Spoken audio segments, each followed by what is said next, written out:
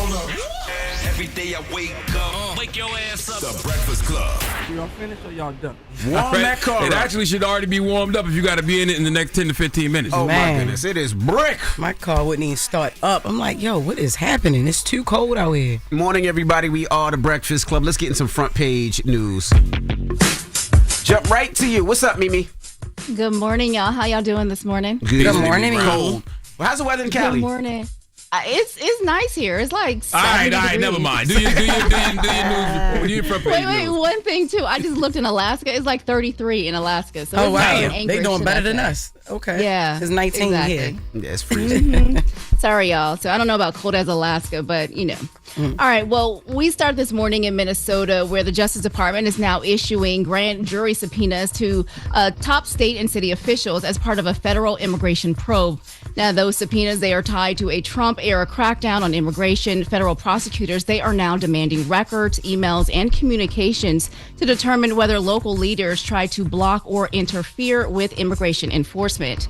Now, those served include the governor, the attorney general, the mayor of the two states' largest cities. Now, one of them, Minneapolis Mayor Jacob Frey, he's been ordered to appear in court early next month. Now, he's calling this political retaliation and says the federal government is using its power to intimidate local leaders. Now, this comes as law enforcement, they are also raising red flags. In a rare move yesterday, police chiefs from across the Twin Cities, they came together to raise concerns about behavior of ICE agents operating in their communities. Now, officers, they say they've received multiple complaints from residents and even their own officers saying ICE agents are stopping people of color at traffic stops and on the street, demanding proof of citizenship with no cost. Now, Now, the police chief, he's describing an officer, a black woman who was involved with one of these stops. Let's listen to what he had to say. When they boxed her in, they demanded her paperwork, of which she's a U.S. citizen and clearly would not have any paperwork. When she became concerned about the rhetoric and the way she was being treated, she pulled out her phone. In an attempt to record the incident, the phone was knocked out of her hands, preventing her from recording it. The officer had their guns drawn during this interaction. So the officer eventually identified herself as a police officer, and that's when she says the agents left, no citation, no apology, and no explanation. And this isn't the first time that we're hearing that ICE has been accused of racially profiling in Minnesota. The newly elected Asian mayor of St. Paul, Callie Herr, she says that she raised this concern directly to Congress last weekend. Let's hear what she told lawmakers during a field hearing. I sit before you today, a newly sworn-in mayor of a city under siege by the federal government. The tragic effect of this occupation are rippling far and wide throughout our communities. We've received reports of federal law enforcement officers going door to door asking people where the Asian people live, right in our very own city. I myself have received advice to carry my passport with me because they may try to target me based on what I look like as well. So it doesn't matter if you're undocumented or an illegal immigrant or, the undocumented person committing a crime. If they're just racially profiling you and snatching you up. Absolutely.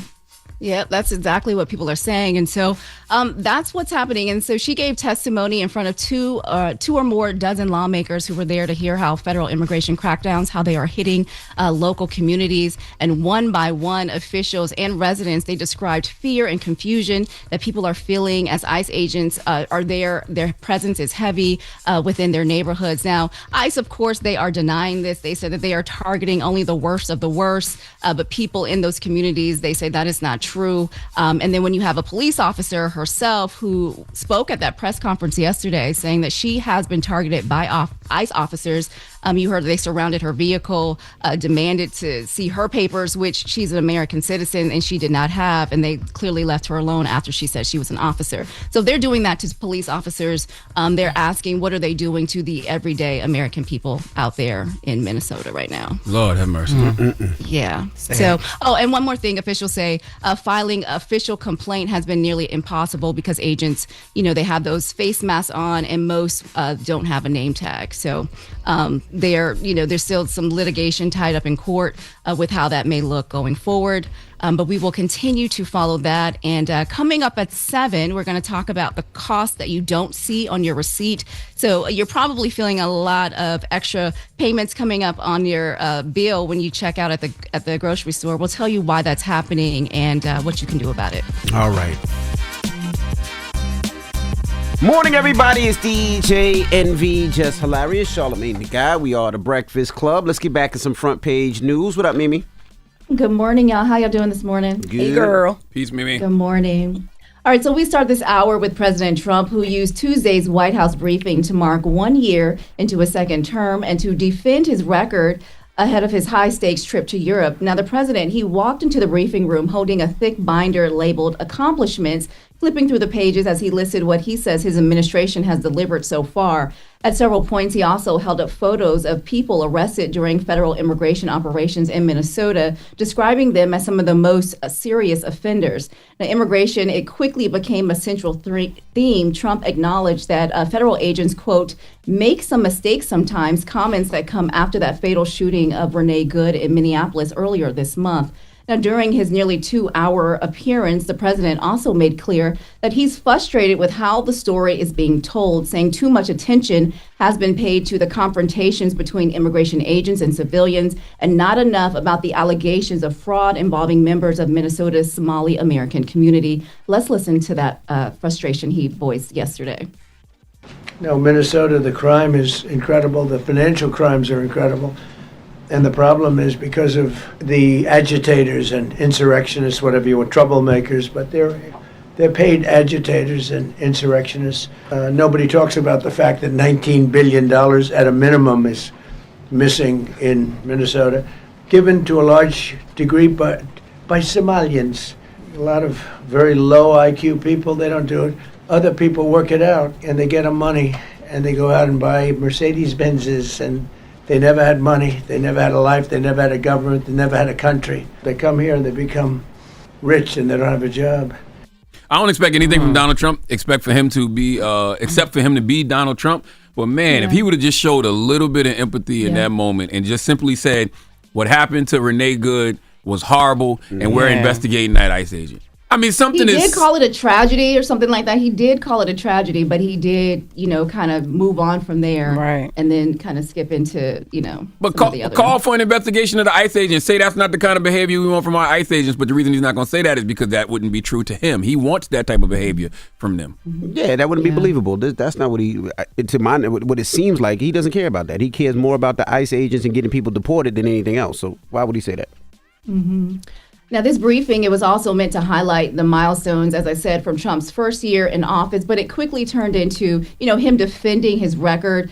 He did touch on the economy, foreign policy, and NATO, but he argued that Americans, they are not giving him enough credit for his economic progress, saying that one point is that the poor messaging may be coming from his own team, but then he walked that back a little bit. And he also claimed that inflation prices are essentially gone, even though data shows that prices are still rising. Let's listen to what he had to say about that. A lot of people are listening to the fake news a little bit, and I'm not blaming anybody. I think I blame ourselves. I think we've done a much better job than we're able to promote. We're not promoting. We're doing a great job, and we're sort of letting the promotion take care of itself. One of the reasons I'm doing this news conference, I think it's important. We have taken a mess and made it really good. It's going to get even better. But if you look at prices from a year or a year and a half ago, you look at the Biden prices, they were way up through the sky. They created the affordability problem, and we are solving it. We have solved a lot of it. Everybody agrees in this room, I think, gasoline prices have come per gallon way down. Many of the groceries have come way down. It's all happening, and it's happening strong. When the last time Donald Trump went shopping for groceries? Yeah. When the last time Donald Trump pumped gas? And the truth is, everybody in Donald Trump's orbit is rich. So he's in a bubble. Like, he's in a bubble where he's watching everybody around him getting rich, including himself. You saw that New York Times article that said how Trump has used the presidency to personally make $1.4 billion already. So everybody around him is filthy rich. He thinks that's the whole country. But I will say that the gas prices did go down. But Grocery prices are still up as mother. Man, people are broke. Yeah, but people are broke. I don't know what the hell y'all talking about. Gas prices That's just but people are broke. No, they are. But gas prices went down, but grocery prices are still high as I don't know what. And climbing, Envy. Yes. You know? So, and on foreign policy, really quick, the president, he leaned into those rising tensions with Europe, standing by his push to take control of Greenland. And again, airing his frustration over not receiving the Nobel Peace Prize, which he says he deserves for ending multiple wars. Now, President Trump, he is scheduled to be in Switzerland today and tomorrow for the World Economic Forum with Greenland, with the Greenland tension still hanging over those meetings. But his trip to his trip to Switzerland, it got off to a little bit of a rocky start. Air Force One, it was forced to make a turn back to Washington Tuesday night after a minor electrical issue was detected. The president, he later boarded a smaller plane to continue on to his trip. He arrived a little behind schedule, but officials say the issue was just precautionary and no one was hurt. So just to follow up on that.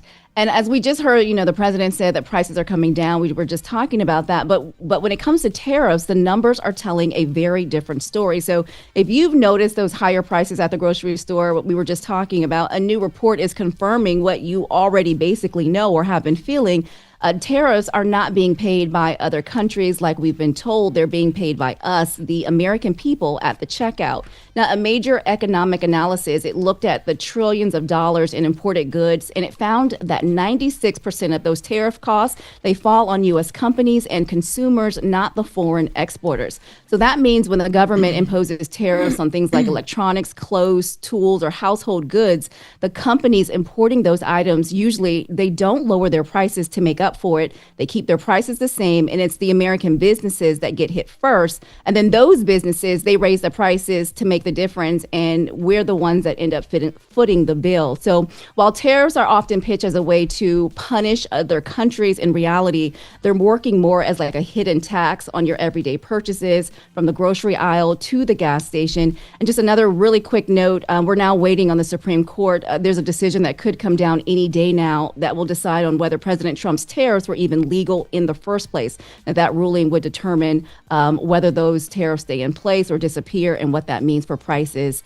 that Americans are paying going forward. Yeah, I will say this. I do the grocery shopping at the crib because I can't let my wife do it because she'll buy all type of snacks we don't need. But when I go grocery shopping, I always see the prices of meat paws are up like a mother. Yeah. Like meat why prices you gotta up. pause that? Orange, because I work with you.